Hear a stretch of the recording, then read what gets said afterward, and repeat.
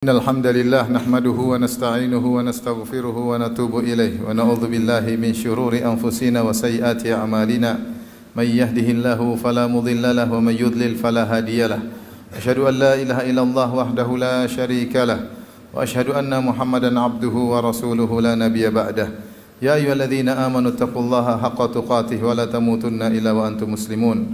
Fa in asdaqal hadithi kitabullah wa khairal huda huda Muhammadin sallallahu alaihi wasallam wa syarrul umuri muhdatsatuha wa kullu muhdatsatin bid'ah wa kullu bid'atin dhalalah wa kullu dhalalatin finnar.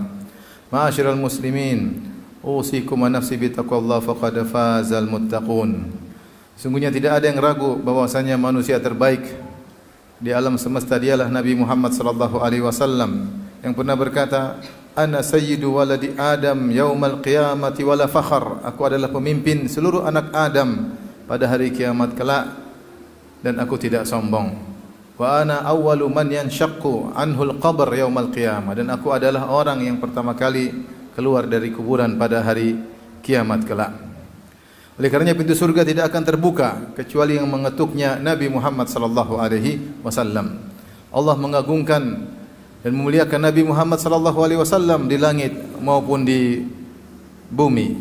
Karenanya Allah berfirman, "Innallaha wa malaikatahu yusholluna 'alan nabi, ya ayyuhalladzina amanu shallu 'alaihi wa sallimu taslima." Sungguhnya Allah dan para malaikat bersalawat kepada Nabi sallallahu alaihi wasallam.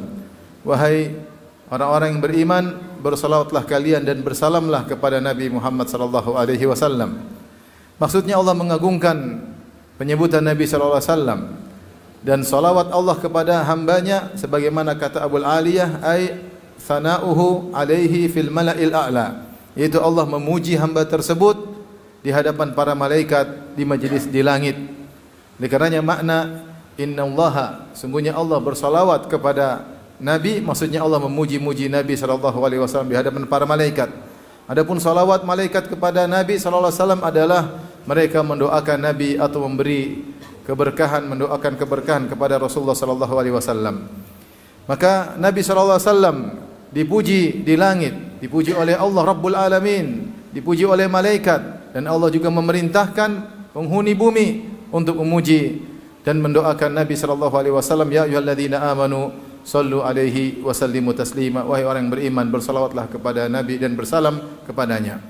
Dialah Rasulullah sallallahu alaihi wasallam yang pernah bersabda, la yu'minu ahadukum hatta akuna ahabba ilaihi min waladihi wa walidihi wan nasi ajma'in. Tidaklah beriman salah seorang dari kalian sampai aku lebih dia cintai daripada orang tuanya, daripada anak-anaknya, dan daripada seluruh manusia. Bahkan harus seorang mencintai Nabi lebih daripada dirinya sendiri. Ketika Umar bin Khattab berkata, ya Rasulullah, la anta ahabba ilayya min kulli syai'in illa min nafsi. Ya Rasulullah, sungguhnya engkau adalah orang yang paling aku cintai daripada segalanya kecuali atas diriku.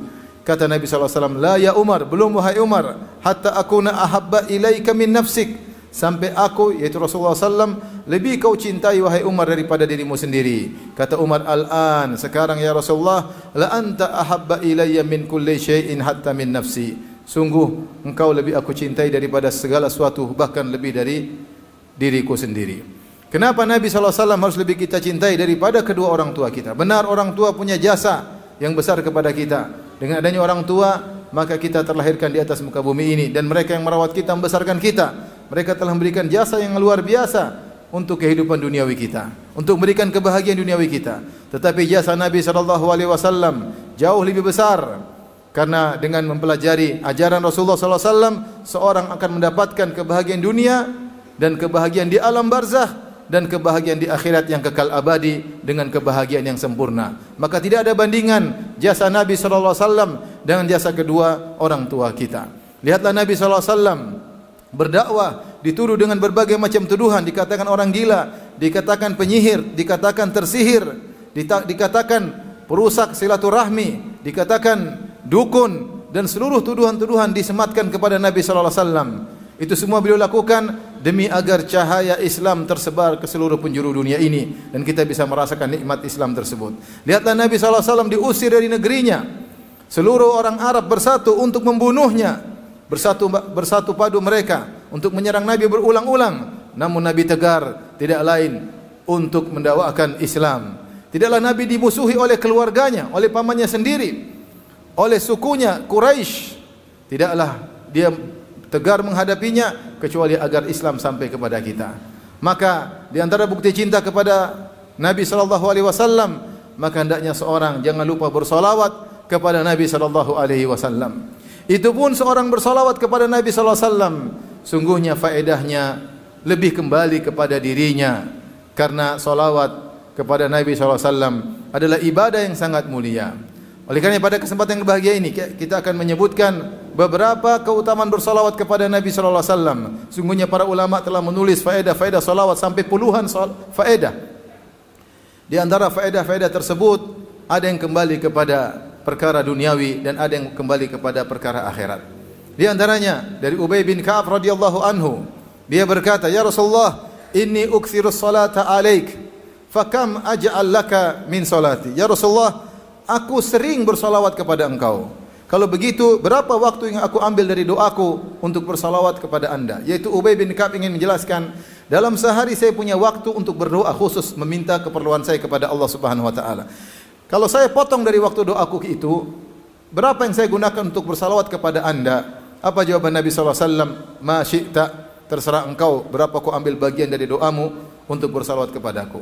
Kata Ubay radhiyallahu taala anhu, Ar-rubu, bagaimana kalau seperempat waktu doaku untuk bersalawat kepadamu? Kata Nabi sallallahu alaihi wasallam, "Ma syi'ta fa in zidta fa huwa khairun lak." Terserah engkau, kalau kau tambah lagi lebih baik bagimu. Wan nus, ya Rasulullah, bagaimana kalau setengah waktuku untuk berdoa aku gunakan bersalawat untukmu? Kata Nabi sallallahu alaihi wasallam, "Ma syi'ta," yang terserah engkau, "fa in zidta fa huwa khairun lak." Kalau kau tambah lebih baik bagimu. Dia berkata lagi, "Fa thulutsain," bagaimana kalau 2/3 waktuku untuk berdoa aku gunakan untuk bersalawat kepadamu? Kata Nabi sallallahu alaihi wasallam, "Ma syi'ta fa in zidta fa huwa khairun lak." Terserah engkau, kalau kau tambah lebih baik bagimu. Maka dia berkata, "Idzan aj'al laka salati kullaha." Kalau begitu, doaku seluruhnya untuk bersalawat kepada anda. Kata Nabi sallallahu alaihi wasallam, "Idzan tukfa hammaka wa yughfar laka dzambuk." Kalau begitu, urusanmu akan dicukupkan dan kau akan diampuni dosa-dosamu. Subhanallah, ini faedah kalau orang banyak bersalawat kepada Nabi sallallahu alaihi wasallam, bahkan terkadang dia lupa berdoa kepada Allah Subhanahu wa taala, maka pahalanya luar biasa. Yang pertama, kembali kepada perkara duniawi. Kata Nabi sallallahu alaihi wasallam, "Idzan tukfa hammak." Kalau begitu akan dicukupkan urusanmu. Ham dalam bahasa Arab maknanya adalah suatu yang dipikirkan, yang digelisahkan, yang terkait dengan masa depan. Adapun al-hazan yaitu perkara yang disedihkan karena masa lalu. Dan Nabi sallallahu alaihi wasallam pernah berlindung kepada Allah dari dua hal perkara ini. Allahumma inni a'udzubika minal hammi wal hazan. Ya Allah, aku berlindung kepada engkau dari ham, kegelisahan tentang masa depan, kekhawatiran. Dan hazan yaitu kesedihan yang terkait dengan masa lalu. Barang siapa yang sering bersalawat kepada Nabi sallallahu alaihi wasallam, maka urusan yang dia khawatirkan tentang masa depannya akan dicukupkan oleh Allah Subhanahu wa taala. Kemudian faedah akhirat. Siapa yang bersalawat, kata Nabi sallallahu alaihi wasallam, wa yughfar laka dzambuk, maka akan diampuni dosamu. Maka siapa yang bersalawat kepada Nabi sallallahu alaihi wasallam, maka dia akan diampuni dosa-dosanya. Maka ini faedah yang sangat agung bagi orang yang bersalawat kepada Nabi sallallahu alaihi wasallam. Di antaranya, siapa yang bersalawat kepada Nabi sallallahu alaihi wasallam ketika bermajelis, maka akan diampuni dosa-dosanya. Ini menguatkan pendapat yang pertama tadi tentang keutamaan akhirat. Rasulullah SAW bersabda, "Ma jalasa qaumun majlisan lam yadhkurullaha fihi wa lam yusallu alayya illa kana majlisuhum alaihim tiratan yaumal qiyamah." Siapa yang bermajelis, tidaklah suatu kaum bermajelis dalam suatu majelis, kemudian mereka tidak menyebut nama Allah dalam majelis tersebut. Majelis apapun, majelis ngobrol, majelis duniawi, majelis apapun, tidak mengucapkan, tidak berzikir kepada Allah dan tidak bersalawat kepada Nabi sallallahu alaihi wasallam, kecuali majelis tersebut akan menjadi tirah. Ada yang mengatakan tirah maksudnya adalah penyesalan bagi mereka pada hari kiamat. Ada yang mengatakan akan mengurangi mereka pada hari kiamat kelak. Sebagian ulama mengatakan siapa yang bermajelis kemudian dia melakukan kesalahan, dosa-dosa terkait lisan, lantas dia bersalawat, maka akan diampuni dosanya oleh Allah Subhanahu wa taala. Di antara keutamaan bersalawat kepada Nabi sallallahu alaihi wasallam, maka orang yang bersalawat akan dipuji oleh Allah Subhanahu wa taala bahkan 10 kali lipat. Kata Nabi sallallahu alaihi wasallam, "Man shalla alayya salatan sallallahu biha asyran." Sallallahu alaihi biha asyran. Siapa yang bersalawat kepadaku sekali, maka Allah akan bersalawat kepadanya 10 kali. Yaitu siapa yang mengucapkan sallallahu alaihi wasallam atau bersalawat kepada Nabi, maka Allah akan memuji sang hamba di hadapan malaikat 10 kali, dan itu adalah hal yang sangat agung bagaimana seorang dipuji oleh Allah di hadapan para malaikat. Di antara keutamaan bersolawat, bahwasanya orang yang bersolawat akan mendapatkan syafaat Nabi sallallahu alaihi wasallam jika diiringi dengan memohon wasilah kepada Nabi sallallahu alaihi wasallam. Dalam satu hadis Rasulullah SAW bersabda, "Idza sami'tumul muadzin faqulu mithla ma qala al muadzin." Jika kalian mendengar muadzin berkumandang, maka ucapkanlah seperti apa yang diucapkan oleh muadzin. Thumma sallu alayya, kemudian bersalawatlah kepadaku. Fa innahu man shalla alayya wahidatan sallallahu alaiha biha asyran, karena siapa yang bersalawat kepadaku sekali, maka Allah akan bersalawat kepadanya 10 kali. Thumma sallu liyal wasilata, kemudian mintalah untukku wasilah. Apa itu wasilah? Fa innaha manzilatun fil jannah la tambaghi illa li 'abdin min ibadihi fa arju an akuna ana huwa. Sungguhnya wasilah adalah derajat di surga yang tertinggi yang tidak boleh ditempati kecuali oleh seorang hamba saja dari hamba-hamba Allah, dan aku berharap aku adalah dia. Kemudian kata Nabi sallallahu alaihi wasallam, "Wa man sa'ala liyal wasilah halat alaihi syafa'ah." Siapa yang minta untukku wasilah, maka dia berhak mendapatkan syafaat. Maka siapa yang menggabungkan salawat kepada Nabi setelah azan, kemudian meminta wasilah dengan mengatakan ati Muhammadanil wasilah. Oleh karenanya jika kita dengar azan berkumandang, setelah kita jawab azan, kita mengatakan Allahumma salli ala Muhammad wa ala ali Muhammad kama sallaita ala Ibrahim wa ala ali Ibrahim innaka Hamidum Majid. Baru kemudian kita berdoa, ya, doa minta wasilah buat Nabi sallallahu alaihi wasallam, maka orang tersebut akan mendapatkan syafaat. Apakah syafaat agar diampuni dosa-dosanya, ataukah syafaat agar tidak masuk dalam neraka jahanam, ataukah syafaat agar dia dinaikkan kedudukannya di sisi Allah Subhanahu wa taala. Dan terlalu banyak keutamaan-keutamaan bersalawat kepada Nabi sallallahu alaihi wasallam yang sedikit ini sudah luar biasa, maka memacu kita untuk banyak bersalawat kepada Nabi sallallahu alaihi wasallam.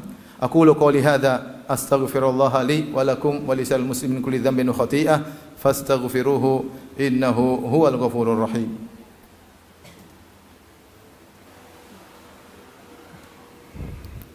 Alhamdulillahi ala ihsanih wa syukru lahu ala taufiqihi wa amtinanihi wa asyhadu an la ilaha illallah wahdahu la syarika lahu ta'ziman li sya'nih wa asyhadu anna Muhammadan abduhu wa rasuluhu adda ila ridwanih. Allahumma salli alaihi wa ala alihi wa ashabihi wa ikhwani. Ma'asyiral muslimin, sungguhnya ibadah salawat kepada Nabi sallallahu alaihi wasallam boleh dilakukan kapan saja. Kapan saja di siang hari dan kapan saja di malam hari. Dan semakin banyak seorang bersalawat, maka semakin mulia kedudukannya di sisi Allah Subhanahu wa taala.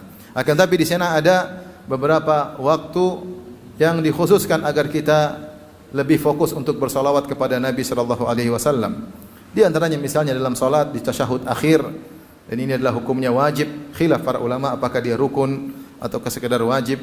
Kemudian juga bersalawat di tasyahud pertama, ini juga khilaf, ada yang mengatakan disyariatkan, ada yang mengatakan tidak disyariatkan, tapi pendapat sebagian ulama mengatakan disyariatkan juga untuk bersalawat di tasyahud awal. Kemudian di antaranya ketika disebut nama Nabi sallallahu alaihi wasallam, Rasulullah sallam mengatakan ragima anf, ragima anf, ragima anf. Tersungkur hidung seorang di tanah, yaitu merugi, merugi dan merugi. Siapa? Man dzukirtu indahu wa lam yusalli alayya, seorang yang namaku disebut di sisinya, disebut Muhammad, kemudian dia tidak mengatakan sallallahu alaihi wasallam, maka orang ini merugi. Dalam hadis yang lain kata Rasulullah SAW, al-bakhil man dzukirtu indahu wa lam yusalli alaihi wa lam yusalli alayya. Orang yang pelit adalah orang yang disebutkan namaku di sisinya, lantas dia tidak bersalawat kepadaku. Apa susahnya seorang ketika mendengar nama Nabi kemudian mengatakan sallallahu alaihi wasallam. Kemudian di antara waktu yang dianjurkan untuk bersalawat adalah ketika seorang salat janazah. Takbir pertama dia membaca Al-Fatihah, takbir kedua dia membaca solawat kepada Nabi sallallahu alaihi wasallam. Di antaranya tadi ketika mendengar azan dikumandangkan, setelah selesai kita menjawab azan, Allahu Akbar, la ilaha illallah, kemudian kita bersolawat terlebih dahulu, ya. Kita mengatakan Allahumma salli ala Muhammad wa ala ali Muhammad kama sallaita ala Ibrahim wa ala ali Ibrahim innaka Hamidum Majid wa barik ala Muhammad wa ala ali Muhammad kama barakta ala Ibrahim wa ala ali Ibrahim innaka Hamidum Majid. Allahumma rabb hadhihi da'wati tammah, dan seterusnya kita baca doa setelah mendengar azan, tapi dibuka dengan solawat. Di antara yang dianjurkan untuk baca solawat ketika masuk masjid, dalam hadis disebutkan seorang kalau masuk masjid maka bersolawat terlebih dahulu. Maka kita mengatakan ketika masuk masjid, bismillah, salatu wassalamu ala rasulillah. Kemudian kita berdoa, kita mengatakan Allahumma ftahli abwaba rahmatik. Jadi sebelum masuk masjid bersolawat kepada Nabi sallallahu alaihi wasallam. Di antara yang dianjurkan bersolawat ketika tadi dalam majelis, kita majelis apapun, majelis kumpul-kumpul, jangan lupa untuk berzikir kepada Allah meskipun istighfar atau mengucapkan subhanallah, dan juga jangan lupa diselingi dengan mengucapkan sallallahu alaihi wasallam. Sallallahu alaihi wasallam. Itu adalah solawat agar apa yang kita lakukan dalam majelis tersebut, mungkin ada sedikit dosa-dosa lisan, diampuni oleh Allah Subhanahu wa taala. Di antara yang dianjurkan bersolawat adalah di hari Jumat. Kata Nabi sallallahu alaihi wasallam, "Inna min afdali ayyamikum yaumal jum'ah." Sungguhnya di antara hari-hari yang paling mulia adalah hari Jumat. Fihi khuliqa Adam, pada hari Jumat diciptakan Adam alaihissalam. Wa fihi qubid, dan pada hari Jumat juga Adam diwafatkan oleh Allah Subhanahu wa taala. Wa fihi nafkhu, ya, was-saq, dan pada hari tersebut kemudian ada ditiupkan sangkakala untuk tegaknya hari kiamat. Kemudian kata Nabi sallallahu alaihi wasallam, fa aktsiru fihi as-salata alayya. Oleh karenanya perbanyaklah bersolawat kepada Nabi ketika hari Jumat. Kenapa ini hari terbaik? Dan di antara ibadah terbaik yang dilakukan adalah bersolawat kepada Nabi sallallahu alaihi wasallam. Oleh karenanya seorang jangan lupa menjalankan sunnah ini, dan ingat ketika bersolawat sambil kita merenungkan jasa-jasa Nabi sallallahu alaihi wasallam, sehingga solawat kita bermakna. Solawat kita bermakna. Kita mendoakan Nabi sallallahu alaihi wasallam, mendoakan Nabi sallallahu alaihi wasallam agar dipuji oleh Allah Subhanahu wa taala, agar didoakan keberkahan oleh para malaikat, sambil kita ingat bagaimana jasa-jasa Nabi yang luar biasa. Dialah sosok yang harus kita lebih cintai daripada seluruh manusia, daripada ayah kita, daripada ibu kita, daripada anak-anak kita, bahkan daripada diri kita sendiri.